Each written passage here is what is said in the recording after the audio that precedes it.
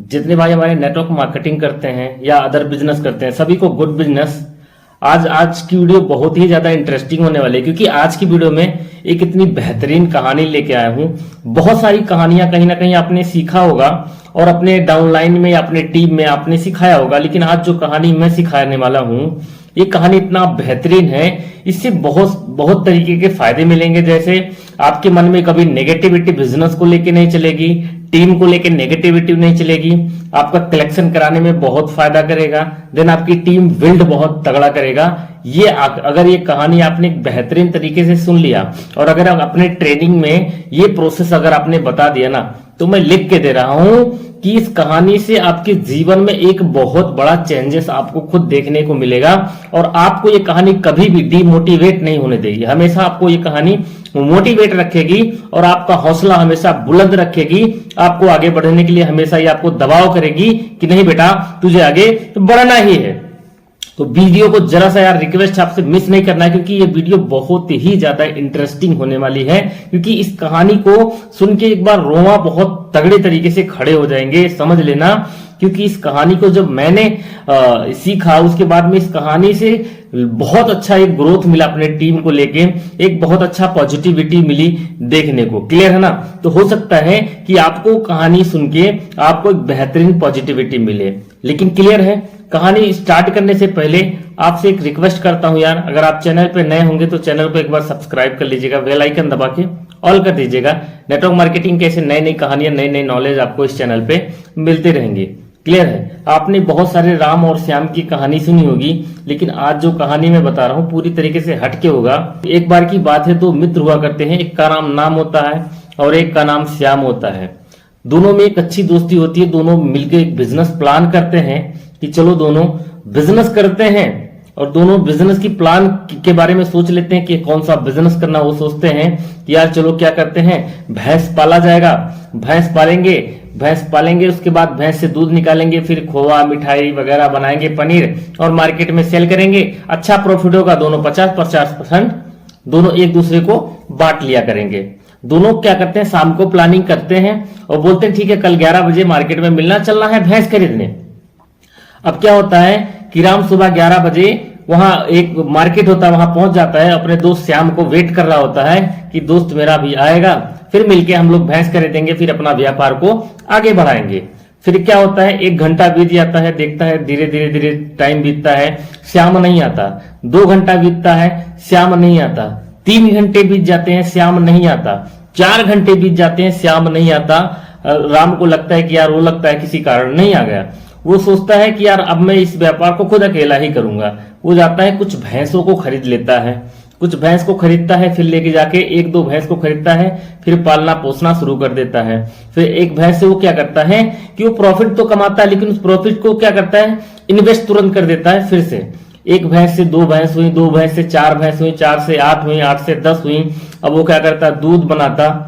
अब आपको भी पता है कि मार्केट में वही दूध का दाम 60 रुपए है, लेकिन उसी दूध को अगर पनीर बना दिया जाए तो 200 रुपए, अगर उसी दूध का आप खोआ बना दो तो 300 रुपए, 400 रुपए। तो आपके ऊपर डिपेंड करता है उस दूध से आप क्या बनाते हैं। ऐसे ही उसका व्यापार बहुत बेहतरीन तरीके से चलने लगा और वो एक बड़े शहर में बड़े जगह पे एक जाके शिफ्ट हो गया और उसके पास सारी धन, कई जगह कई ब्रांचें उसके हो गई और कई जगह कई ब्रांचें होने के साथ साथ में कई कंपनियां उसके पास ओपन हो गई, दूध की, मिठाई की। तो एक बड़ा आदमी वो बन गया। अब एक दिन ऐसे ही अकेला बैठा था, वो सोचने लगा अपने बचपन के दोस्तों के बारे में। सोचा कि चलो चलते हैं गांव ही घूम के आते हैं, अपने बचपन के कुछ दोस्तों से मिलते हैं। बचपन के कुछ दोस्तों के मिलने के लिए वो गांव के लिए रवाना होता है और जब गांव के लिए रवाना होता है तो रास्ते जब अपने गांव में पहुंचता है तो देखता वहां के रोड वगैरह सही नहीं होते हैं। अब वो एक 4 व्हीलर से होता है, उसकी गाड़ी एक जगह फंस जाती है।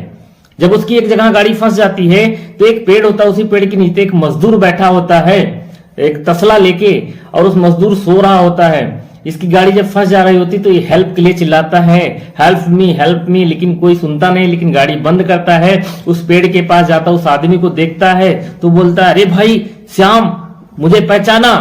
वो बोलता है, नहीं भाई, आप कौन हो? आप तो मुझे इस जगह अनजान दिखते हो। बोला, भाई मैं तेरा दोस्त राम हूं, याद कर कुछ टाइम पहले हम लोगों ने एक बिजनेस प्लानिंग किया था, अच्छा चल छोड़ सारी बातों को लेके, उस दिन यार मैं तुझे इंतजार किया था, तू क्यों नहीं आया? मैं तुझे 1 घंटा वेट किया, 2 घंटा वेट किया, 3 घंटा वेट किया, 4 घंटा वेट किया, लेकिन तू आया क्यों नहीं?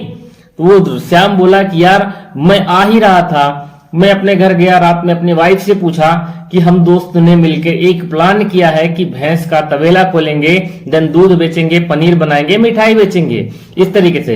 लेकिन मेरी वाइफ ने बोला कि कहीं भैंस जो है अच्छा दूध ना दी तो नहीं चला, इसके साथ साथ में कहीं भैंस बच्चा ना करी तो, भैंस मर गई, भैंस बीमार हो गई तो बिजनेस तुम्हारा डूब जाएगा, ये बिजनेस सब खतरे वाला है, बिजनेस मत करो। ये सुन के दोस्त क्या बोला, डिसीजन बदल दिया और अपने दोस्त के साथ, राम के साथ, उसने बिजनेस को इनकार कर दिया, देन नहीं गया।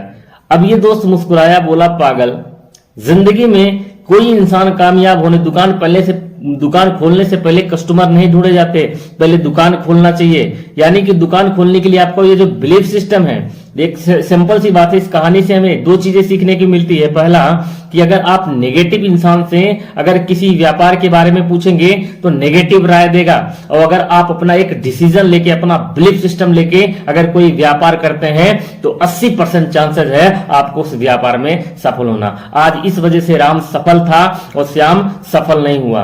तो जिंदगी में कामयाब होने के लिए डिसीजन, बिलीफ सिस्टम केवल आपका होना चाहिए, क्योंकि बिजनेस के लिए राय अगर आप दूसरों से लोगे तो कोई इंसान आपको एक पॉजिटिव माइंडसेट के साथ आपको बिजनेस के बारे में नहीं समझाएगा और आपके मन में बहुत सारे नेगेटिविटी दौड़ेंगे। तो मार्केट में एक चीज समझ लेना कि आज की डेट में क्या है, इंसान सबसे ज्यादा नेगेटिव चीजों पे बिलीव करता है, पॉजिटिव चीजों पे बिलीव नहीं करता। समझ रहे हो? तो पॉजिटिव चीजों पे ज्यादा फोकस तब होगा जब डिसीजन और डिसिप्लिन, डायरेक्शन, ये सारी चीजें आपकी होंगी। इसी वजह से कहा गया है कि राय उसी इंसान से लो जो इंसान जिंदगी में कुछ किया हो। उस इंसान से राय कभी नहीं लेना चाहिए जिन्होंने जिंदगी में कुछ उखाड़ा ही नहीं हो। समझ रहे हो? एक चीज समझ लेना, एक जो व्यापारी होता है ना, व्यापारी एक बेचना चाहे कुछ भी बेच सकता है, तो आपको केवल बेचने के बारे में सोचना है, कस्टमर आएंगे या नहीं आएंगे मैटर नहीं करता। किसी ने एक बहुत अच्छी बात कही है कि इस पूरे धरती पे, पूरे वर्ल्ड में सबसे ज्यादा इस धरती पे पानी है। लेकिन ऐसे ही एक सरफिरा सोचो कि पानी हर घर में, हर जगह पे होने के बावजूद भी आया एक इंसान और उसी पानी को एक प्लास्टिक के बोतल में भरा और मार्केट में उतार दिया, और एक पानी का बोतल का दाम 20-20 रुपए। और आज किसी टॉप कंपनी में वो कंपनी आज आ गई। समझ रहे हो कि नहीं कि आ रहे हो? तो ये बेचना चाहो जिंदगी में तो कुछ भी बेच सकते हो, लेकिन वो विश्वास होना चाहिए, वो आपका डिसीजन होना चाहिए। अगर आप किसी दूसरे से राय लोगे तो आपको नेगेटिव पॉजिटिव दोनों देखने को मिलेगा, लेकिन अगर आपका खुद का डिसीजन होगा ना तो केवल आपको आने वाले टाइम में पॉजिटिव देखने को मिलेगा। क्लियर है ना? तो ये कहानी थी। अगर कहानी आपको बहुत ज्यादा पसंद आई होगी तो कमेंट करके बताइएगा जरूर। एक वीडियो को जरूर लाइक कर दीजिए, क्योंकि आपके एक लाइक से, कमेंट से बहुत ज्यादा मोटिवेशन मिलती है और हम अगला वीडियो बनाने के लिए बहुत ज्यादा एक्साइटेड होते हैं। क्लियर है ना? बाकी चैनल को सब्सक्राइब करके बेल आइकन दबा दीजिएगा। मिलते हैं फिर से नेक्स्ट वीडियो में, तब तक के लिए जय हिंद, वंदे मातरम, जय डायरेक्ट सेलिंग बिजनेस, जय नेटवर्क मार्केटिंग।